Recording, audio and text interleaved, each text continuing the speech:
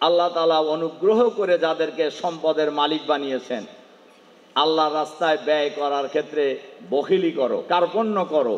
এই কার্পণ্য করাটা তোমরা ভালো মনে করো, বাল হুয়া শাররুল লাহুম, এটা তোমাদের জন্য মোটেই ভালো নয়, এটা কি খারাপ। সাইয়ুতাওয়াকুনা মা বাখিলু বিহি ইয়াউমাল কিয়ামা, কিয়ামতের দিন এই সম্পদ তোমাদের গলার সাথে পেঁচায়া দেওয়া হবে। কে বলছেন এইটা? তাহলে এই সম্পদও একসময় বিপদের কারণ হয়ে যেতে পারে। এরপরেই কিন্তু আবার বলছেন অলিল্লাহি মিরাসুস সামাওয়াতি ওয়াল আরদ। কাজে সম্মানিত রোকন ভাই এবং বোনেরা, এ ব্যাপারে আমরা আল্লাহর দ্বীনকে বিজয়ী করার জন্য নিজেদের সর্বোচ্চ ত্যাগ স্বীকার করার জন্য আমরা চেষ্টা করবো এবার ইনশাআল্লাহ, ইনশাআল্লাহ।